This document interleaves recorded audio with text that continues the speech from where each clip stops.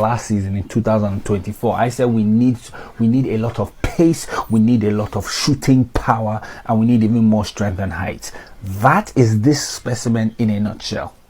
This is a guy that people are looking at and postulating to probably be a top 3 striker in the world in like 2-3 years. However, I need to make it very clear that both of these guys are gambles. That is also why I don't understand why I'm seeing so many people online fighting each other, and even throwing shots at Arteta and Arsenal and all of that, depending on which side they are on. I was actually going to make a video a few weeks ago saying I don't understand why, because so many people were attacking this guy and saying he's not good and already setting themselves up for toxicity. But now I've seen it has flipped, and now because it looks like this is who we're going to sign, people are now saying it for him. And I want to make it very clear, both of these guys are gambles.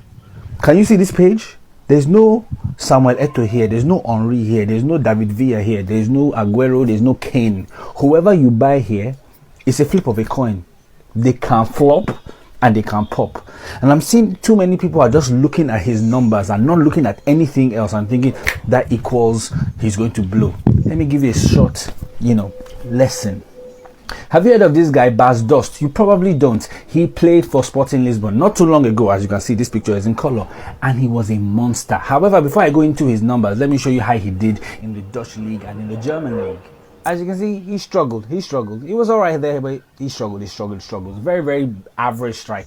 My man goes to Sporting Lisbon, 34 goals in 31 games, 27 in 30, 15 in 22. He explodes, and guess what? Nobody else signs him, even though he scores 76 in 84.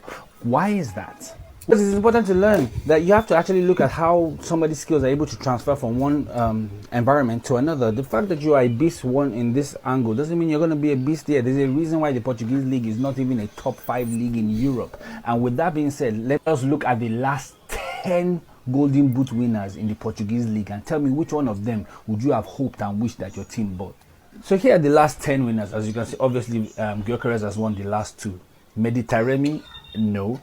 Darwin Núñez was a monster in the Portuguese league. We've all seen how he has done in England. I don't need to say too much. Pedro Goncalves, average player, couldn't even make it for Wolves. Pizzi, nope. Taremi again. Carlos Vinicius couldn't literally even get a starting spot at Tottenham. Seferovic again, average okay player. Jonas, one of the banter era of Brazil. I've already talked about Bas Dost, and then Jonas again. That's the last 10 years of Golden Boot winners in Portuguese league. Why is that important? Remember, just because a lot of you that are arguing and shouting, you've not even watched. I always say, like me, I find it hard to make any definitive statements on anybody that I have not watched myself 90 minutes almost 10 times. Because I feel like that's when you can say, oh, you've watched a player, or at least, let's say 5, 6, 7 times. Most of you have never watched this guy 90 minutes multiple times, maybe like 2, 3 times in your life. Don't lie to yourself. You are not watching Sporting Lisbon versus Rio Ave or whoever. At best, you watch Sporting Lisbon twice in the Champions League or something. Don't deceive yourself. Those things are important, and that is what people who are spending hundreds of millions of pounds need to look at. It's easy for you to just be there and say, how are you not buying? How are you not buying? But to be fair, I also need to say the fact that somebody is coming from a better league in the German league also doesn't mean they're going to pop. We saw the Golden Boot winner Nkunku came to Premier League. Nonsense. We saw Werner, Golden Boot winner, came to Premier League. Trash. We saw Füllkrug came to Premier League. Nothing. So nothing is assured. Both of these people are gambles. So it makes less sense for you to then be shouting, I cannot believe they're about to waste. What are you talking about? This is not Henry, this is not Eto'o, this is not Villa, this is not Drogba. Like, calm it down. Secondly, you're just setting all of us up for more toxicity, because I can already see it. Let's imagine we buy Sesko now. If by mistake this guy goes the first 3-4 games and is not scoring, that's the all I'll just be hearing. Oh, you see, oh, it will just be noise, because people are only interested in being able to say I told you so, as opposed to supporting their club. Now, what is the difference in these two players? Well, Sesko is in pink, Gyökeres is in blue. As you can see, Gyökeres is just a killer, just a goalsman, just a goal scorer, no send anything. However, Sesko, as you can see, especially with his passes to the box, he's more of a player. He's actually a better dribbler, he's quicker, he can actually pass. And as you can see, that's actually a very big weakness in Gyökeres' game. Also, Gyökeres is not very good aerially, and obviously Sesko, who is 6'5", is much better than him. That's also important to remember, because this is how Arsenal scored a lot of our goals at like February this year. 44% of all our goals were headed.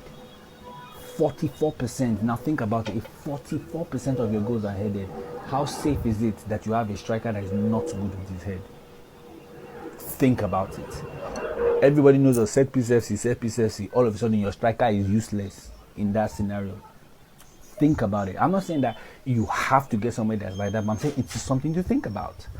Another thing is, again, when you're just looking at numbers, I don't know why people, like, you need context. Again, this is exactly what I was saying yesterday. Everything, information without context is nonsense. So people are saying, Sesko has only scored 14 and 13. It's not impressive. He's not going to be good.